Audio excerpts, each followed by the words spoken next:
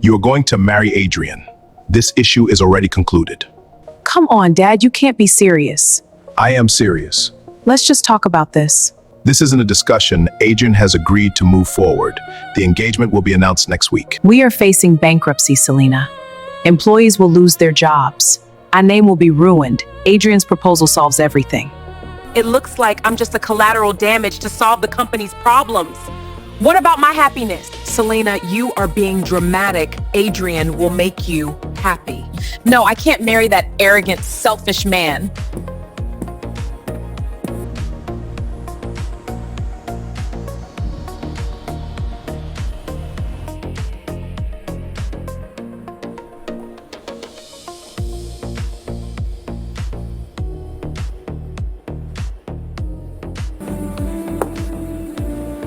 Hello, beautiful. Are you having a bad day? Just get me something strong I can take and forget my sorrows. Wow, I have something perfect for you. Meanwhile, my name is Trump. I can't wait. For a heartbeat, the world narrowed to that look. He poured without asking further questions, sliding the glass toward her. Their fingers brushed, electric, brief, undeniable. She downed the drink too fast, then another, and another. Trump didn't stop her, didn't judge, just listened as her words spilled, half-formed sentences about expectations, cages disguised as luxury, a future chosen for her. "Sounds like you're running," he said quietly. "Sounds like I'm suffocating," she corrected. He leaned closer, elbows on the bar. "You don't look like someone who gives up easily." Selena laughed softly. "Tonight? I might." The banter crept in slowly, teasing, charged, dangerous. His smile came easier than she expected. Her defenses slipped faster than they ever had. "What's your name?" he asked. She hesitated. "Does it matter?" He studied her for a long second, then shook his head. "Not tonight." The rain had slowed when they stepped into the alley, city lights reflecting off wet asphalt. The air smelled like smoke and possibility. Selena turned to him, heart racing. "Just one night," she whispered. "No names. No strings." He didn't answer immediately. His gaze searched her face, something conflicted flickering behind his eyes. "This could mean something," he said softly. "Then don't let it," she replied, rising onto her toes. He took a single step closer, close enough that she could feel the heat radiating off him despite the chill in the air. "Selena?" His voice was rough, low, like he was fighting something inside himself. His hand lifted slowly, fingertips brushing a wet strand of hair from her temple. The touch was feather-light, but it sent a shiver racing down her spine. She tilted her chin up, defiant and desperate all at once. "Don't think," she murmured. "Just kiss me." For a heartbeat, he didn't move. Then something in him snapped. His hands found her waist, strong, possessive, and he pulled her flush against him. Selena gasped at the sudden contact, her palms flattening against the wet fabric covering his chest. She felt the rapid thud of his heart beneath her fingers, matching her own frantic rhythm. Then his mouth was on hers. The kiss was not gentle. It was raw, hungry, years of restraint shattering in one bruising collision. His lips claimed hers with a fierce tenderness that stole her breath. She opened for him instantly, tasting bourbon and rain and something darker, something that felt like surrender. His tongue stroked against hers in a slow, deliberate rhythm that made her knees weaken. One of his hands slid up her back, fingers splaying between her shoulder blades, holding her impossibly closer. The other tangled in her wet hair, tilting her head so he could deepen the kiss, tasting her like he was starving. A low, rough sound rumbled in his throat, a sound that vibrated through her and settled low in her belly. Selena's hands roamed greedily, over his shoulders, down his arms, feeling the coiled strength beneath his skin. She arched into him, pressing her breasts against the hard wall of his chest, needing more, needing everything. He groaned against her mouth, the sound raw and unrestrained, and the kiss turned wilder, teeth grazing lips, tongues tangling, breaths mingling in desperate pants. When they finally broke apart, both were breathing hard, foreheads pressed together, rain dripping from their lashes. His eyes were almost black with want, pupils blown wide. "Still just one night," he rasped, voice wrecked. She smiled against his lips, shaky and breathless. "Still just one night." Their mouths collided, hungry, desperate, all restraint gone. The kiss burned, raw and consuming, like they were trying to forget everything except each other. The rest of the night blurred into heat and breath and the kind of intimacy that felt too real to be temporary. No promises, just truth in the dark. Morning came cruelly. Sunlight cut through thin motel curtains, too bright, too honest. Selena stirred, reaching instinctively for warmth, and found emptiness. Her heart dropped. She sat up, sheets tangled around her legs, memories crashing back in vivid flashes. The bar, the kiss, him. On the nightstand lay a folded piece of paper. Her hands trembled as she opened it. Last night was real. If you ever need anything, Trump. Her breath caught. Trump. No number, no explanation. Her phone buzzed violently on the mattress. Missed calls, dozens. Mom, Dad, Maya. The real world crashing back in. Selena pressed the note to her chest, torn between fear and something dangerously close to hope. One night, she'd said. She had no idea it was only the beginning. Selena slipped through the front door of the Williams estate just after noon, still wearing last night's dress, now wrinkled and rain-streaked. Her heels clicked too loudly on the marble foyer floor. She hadn't even made it to the staircase before her mother's voice sliced through the silence. "Where have you been?" Mrs. Williams stood at the top of the grand staircase, arms crossed, her silk robe immaculate despite the early hour. Behind her, Mr. Williams appeared, face thunderous. Selena lifted her chin. "Out!" "Out!" her father echoed, voice dangerously low. "Adrian Kane is coming here tonight for a family dinner. We're finalizing the engagement announcement. You will be present, you will be polite, and you will behave like the daughter we raised."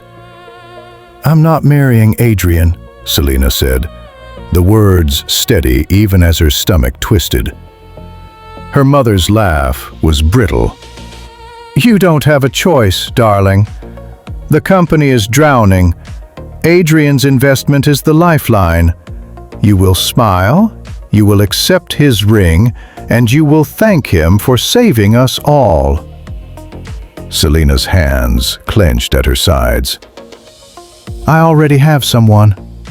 The lie slipped out before she could stop it. Her parents froze. "What did you say?" her father asked. "I'm already engaged."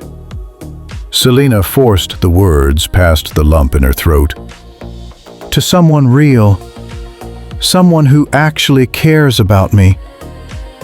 A sharp, mocking laugh rang out from the hallway, Maya sauntered into view, phone in hand, lips curved in amusement. "Oh, this is rich," Maya said, eyes gleaming. "Who is he, Selena? Your personal trainer? The barista from that little coffee shop you pretend to like? Please, enlighten us." Selena ignored her sister. She kept her gaze locked on her parents. "He's real, and he's coming to dinner tonight." Her father's face darkened. "If this is some childish rebellion, it's not." Selena cut him off. "You'll meet him, and you'll see." Without waiting for their response, she turned and fled up the stairs to her room, slamming the door behind her. She leaned against it, heart pounding. She had just bought herself a weekend, and a lie that could unravel everything. She had one person who might help her pull it off.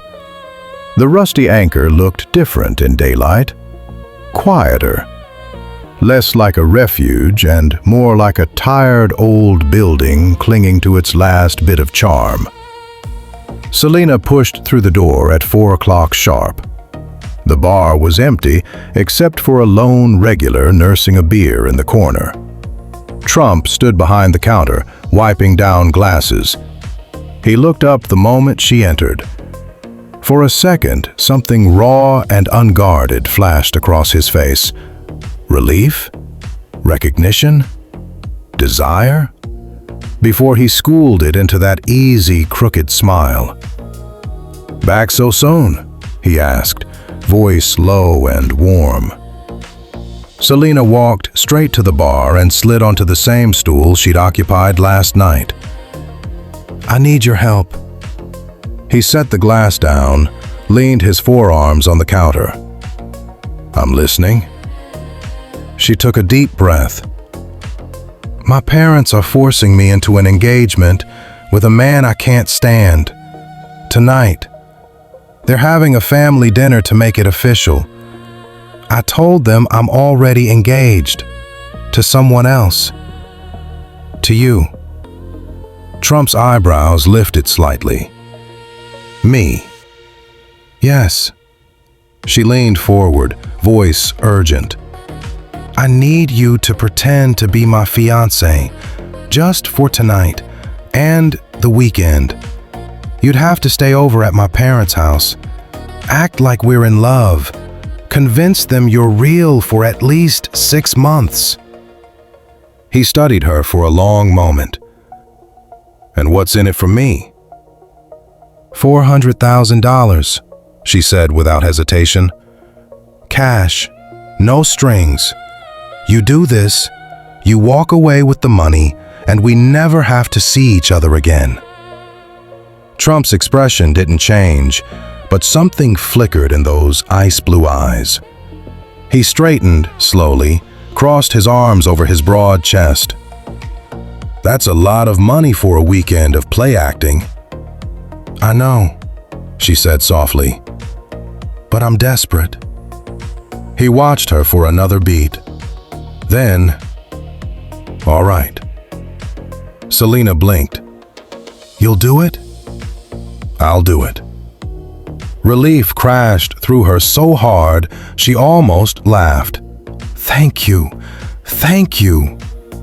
He rounded the bar, coming to stand in front of her, close enough that she could smell that same clean cedar scent from last night. "We need a backstory. Something believable." She nodded quickly. "Right. Okay. We met here at the bar 3 months ago. You were tending bar, I was having a bad night. We talked. We kept talking. It just happened." He tilted his head. "How did I propose?" "Practice," he murmured. "We need to look convincing." She swallowed. "Right. Practice." They stood there, inches apart, rehearsing the little touches. The way he'd brush her hair behind her ear. The way she'd lean into his side. the soft smiles they'd exchange across the table. Every brush of his fingers against her skin sent sparks racing up her arm. And then she noticed it. On his left wrist, half hidden beneath the rolled sleeve of his shirt, was a watch. Not just any watch. A Patek Philippe, vintage, rose gold, easily worth 6 figures. Her heart stuttered. She looked up at him. He was watching her, expression unreadable. "Nice watch," she said softly. Trump's gaze flicked to his wrist, then back to her. A small, almost imperceptible smile curved his lips. "Yeah," he said. "It's old." But the way he said it, quiet, careful, made her wonder. What else was he hiding? And why did the thought of finding out make her pulse race even faster? The dining room of the Williams estate was lit like a stage. Crystal chandeliers sparkling, silverware gleaming, every detail screaming old money and higher expectations. Selena stood at the foot of the grand staircase in a deep emerald silk dress that hugged her curves, the simple silver band on her finger feeling heavier than it should. Trump arrived precisely at 7, dressed in a well-tailored charcoal suit that looked far too expensive for a bartender's salary. He carried himself with quiet confidence, shoulders back, golden hair neatly combed but still slightly tousled in that effortless way. When he saw Selena, his ice blue eyes softened for just a moment, long enough to make her breath catch, before he offered her a small, private smile. Her father opened the door himself. The moment he saw Trump, his face tightened. "You're the fiancé?" Mr. Williams asked, voice flat. Trump extended his hand. "Trump Cole. It's an honor to meet you, sir." Mr. Williams shook it briefly, then looked him up and down like he was appraising a used car. "A bartender, Selena? Really?" Selena stepped forward, chin high. "He's more than that, Dad." Maya appeared behind their father, arms crossed, lips curled in amusement. "And he came empty-handed.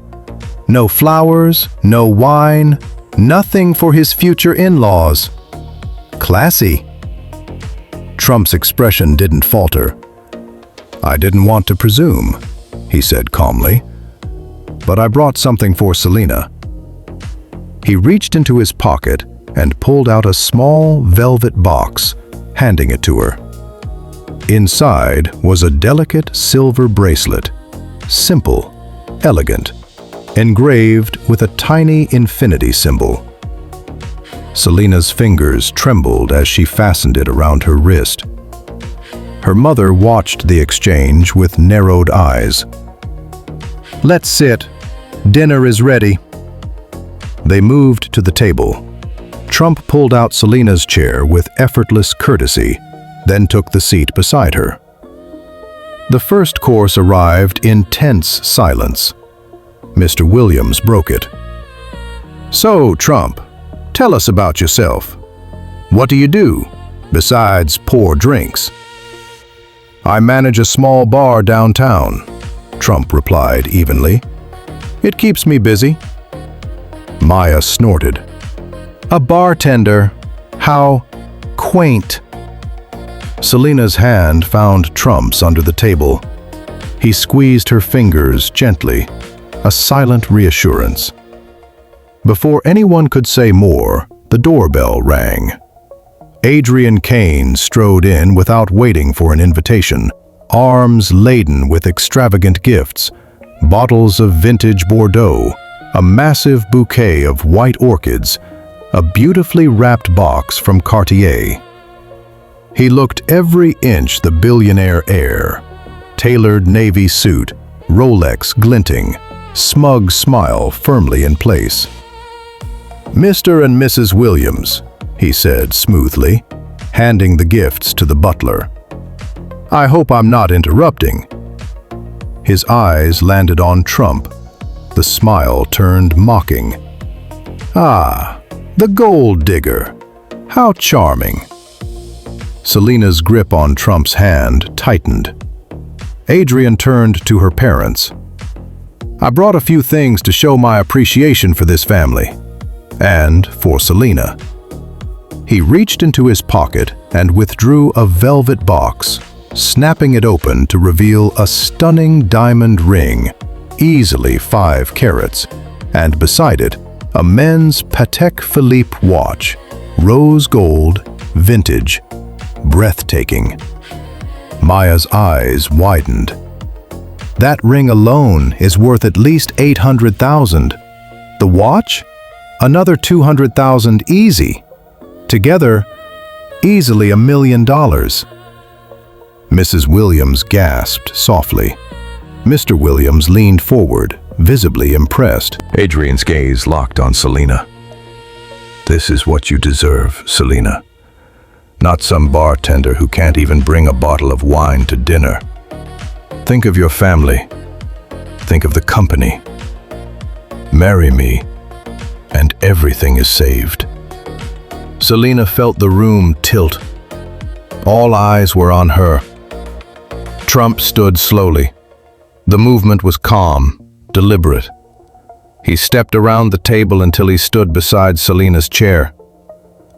"Selena," he said, voice low but clear enough for everyone to hear. "I know I don't come with diamonds or million-dollar watches. I don't have a trust fund or a corner office.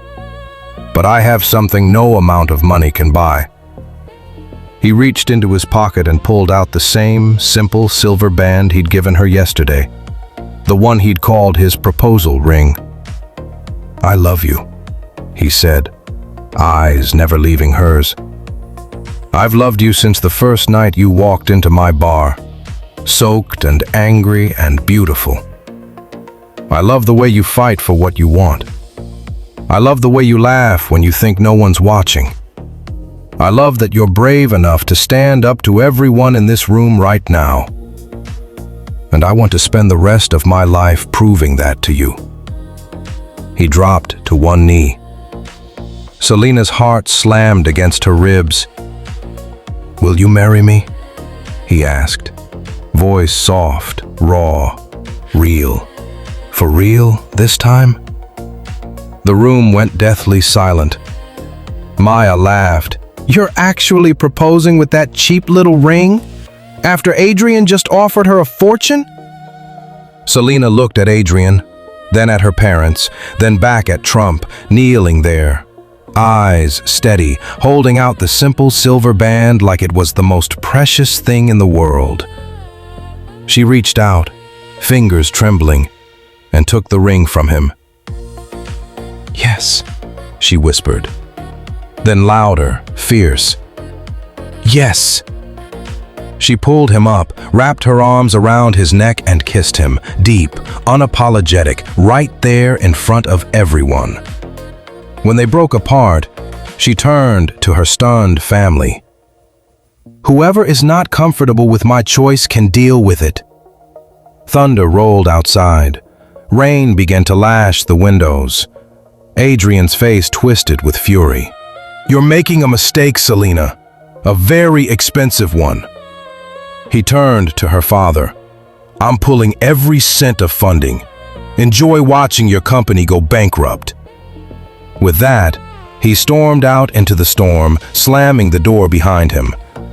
Mr. Williams stood, face red. "Selena, get out of my sight, both of you."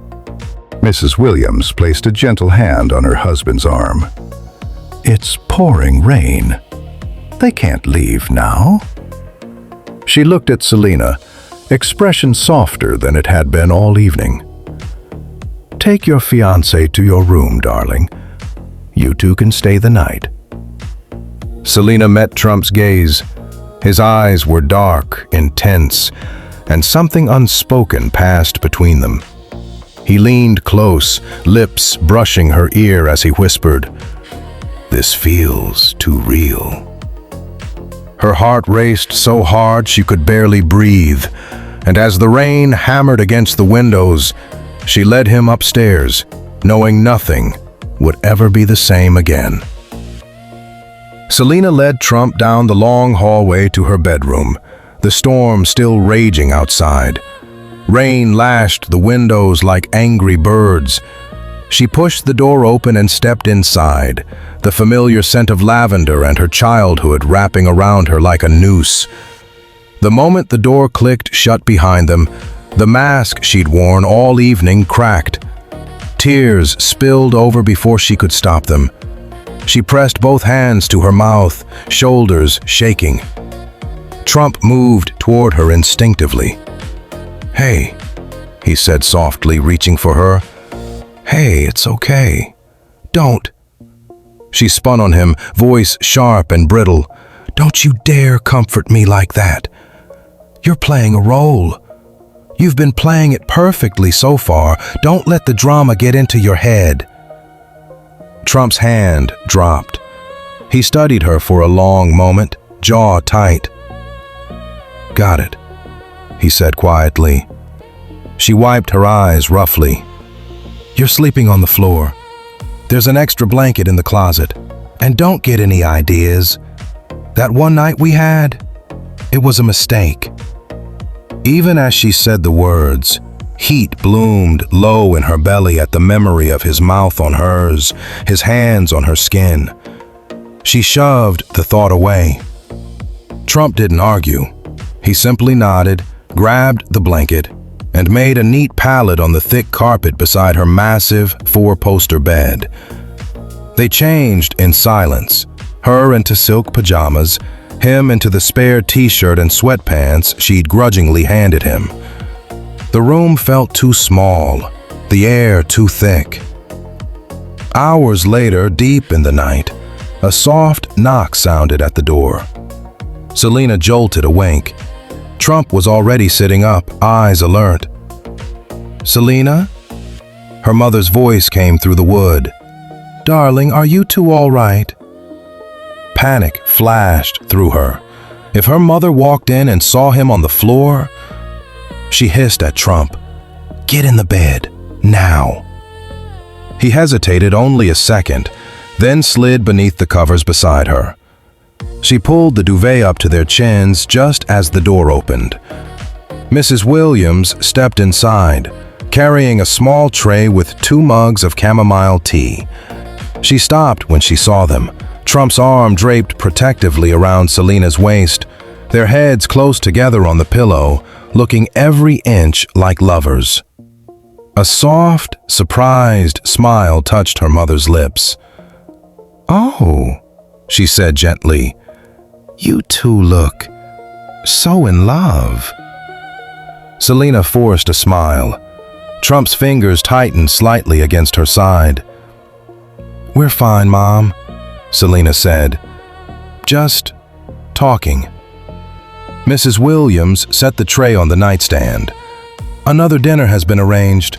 45 minutes. Your father insists." She paused, eyes lingering on them. "I'm glad you're happy, darling." When the door closed, Selena exhaled shakily. Trump started to move away. She caught his wrist. "Wait." He stilled. The tears came again, silent this time, but unstoppable. "I can't do this," she whispered. "Adrian's going to pull his funding.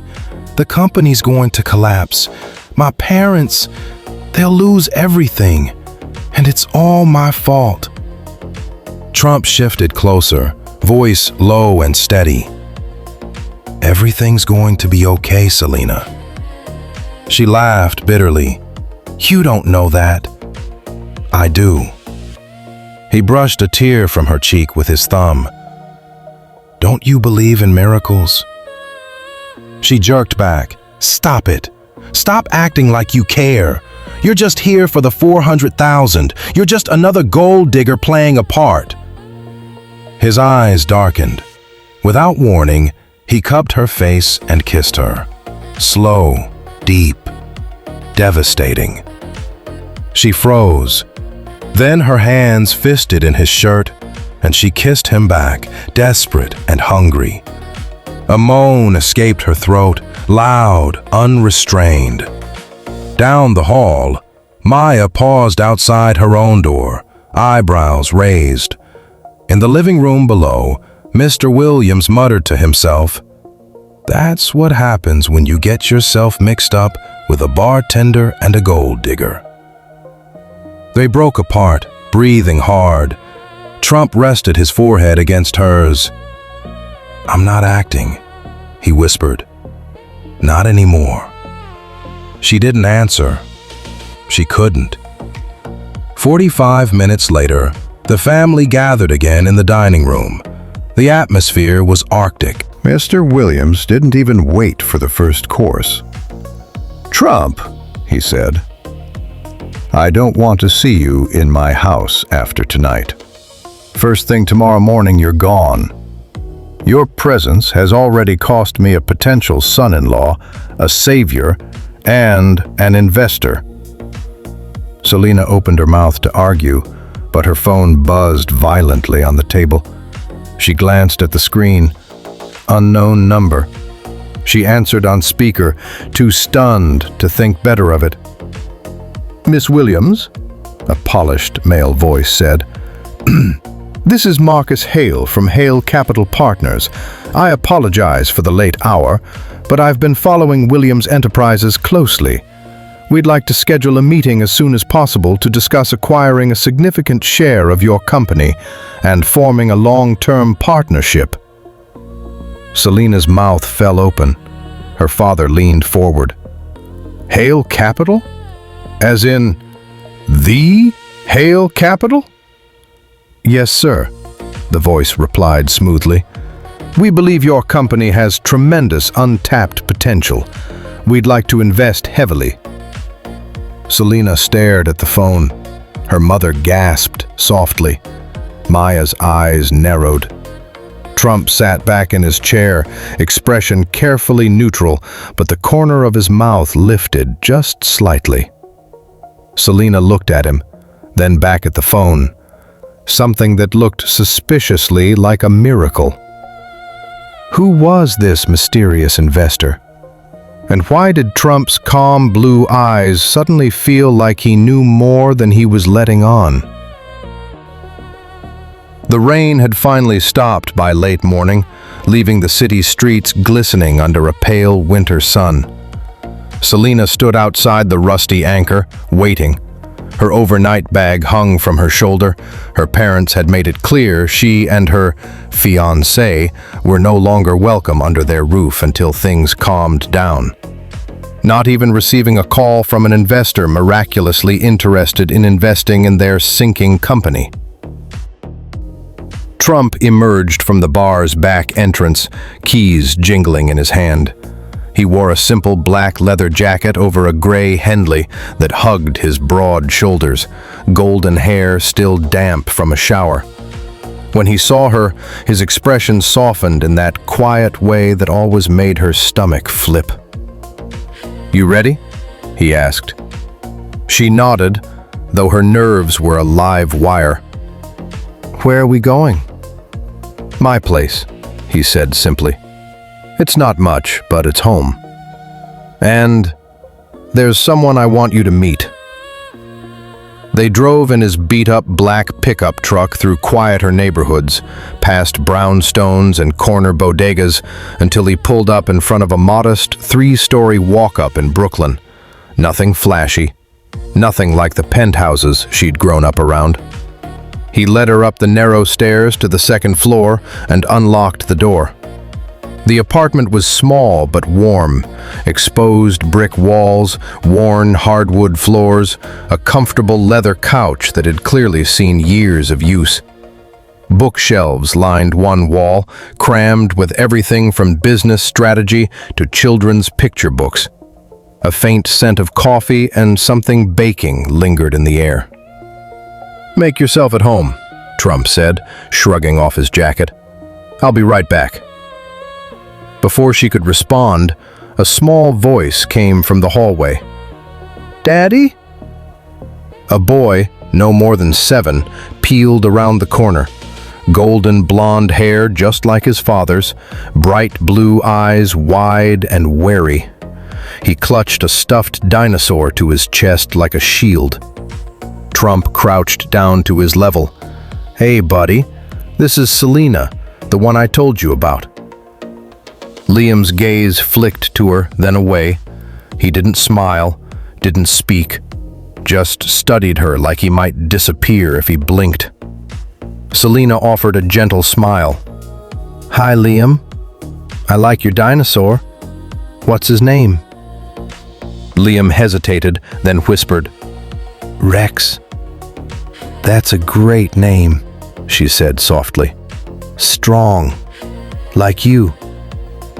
Liam's lips twitched, just the tiniest hint of a smile, before he ducked behind his father's leg again. Trump ruffled his son's hair. "Why don't you show Selena your room while I finish lunch?" Liam looked up at Trump, uncertain. Trump gave him an encouraging nod. Slowly, Liam reached out and took Selena's hand. His fingers were small and warm. He led her down the short hallway to a bedroom painted soft blue, walls covered in dinosaur posters and glow-in-the-dark stars on the ceiling. A twin bed sat neatly made, a shelf of books and toys beside it. "This is my room," Liam said quietly. "It's awesome," Selena said, crouching to his level. "You love dinosaurs, huh?" He nodded. "T-Rex is the best. He's the king." "I can see why," she said. "He's brave, just like you." Liam looked at her for a long moment, then, almost shyly, handed her Rex. She took the stuffed dinosaur carefully, like it was made of glass. "Thank you for trusting me with him."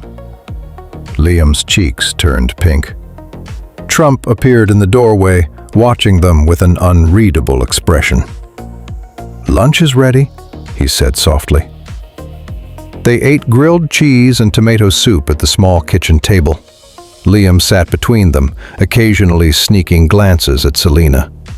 When she asked him about his favorite book, he actually answered. Quietly, but he answered. After lunch, Trump sent Liam to play in his room for a bit. He and Selena moved to the living room couch. "Thank you," he said, "for being kind to him. He doesn't warm up to people easily." "He's sweet," Selena said, "and he looks just like you." Trump gave a small, sad smile. "He's better than me. Kinder. Braver." They talked then, really talked, about her suffocating family expectations, about the dreams she'd buried under duty, about the one-night stand that had somehow become this tangled, impossible thing between them. He told her about Liam's mother, how she'd walked out when he was 2, chasing a bigger life, leaving scars that still hadn't healed. "She said she loved him," Trump said quietly. "But love isn't something you walk away from." Selena reached out and covered his hand with hers. "You're doing an amazing job with him." He looked at their joined hands, then up at her. "I'm trying." The moment stretched, soft, fragile, real. Then Liam called from his room, "Daddy, can Selena read me a story?" Trump's eyes crinkled at the corners. "You heard the boss." Selena read to Liam on his bed, Rex tucked between them. When she finished, Liam's eyelids were heavy, but before he drifted off, he reached out and touched her bracelet, the one Trump had given her. "It's pretty," he whispered. "Thank you," she whispered back. When she stepped back into the living room, Trump was waiting. "He likes you," he said softly. Then his expression turned serious. But Selena, he's been hurt before. Don't get too close. Not yet. She nodded, but her heart ached at the warning. Later, while Trump was in the kitchen making coffee, Selena wandered the apartment. She paused at a small bookshelf near the hallway. A framed photo had been tucked behind a stack of books, almost hidden. She pulled it out. It was Trump, younger, clean-shaven, golden hair perfectly styled, standing in a tuxedo at what looked like a black tie gala. Crystal chandeliers glittered behind him. A stunning woman in a red gown clung to his arm, smiling for the camera. He looked every inch the billionaire. Selena's breath caught. Footsteps approached. She shoved the photo back behind the books, just as Trump appeared with 2 mugs. "Coffee?" he asked, offering her one. She took it with trembling fingers. "Thanks." He studied her face. "You okay?" "Yeah," she lied. "Just thinking." But as she sipped her coffee, one question burned in her mind. Who was the man she was really falling for? And how long could he keep hiding behind the bartender mask?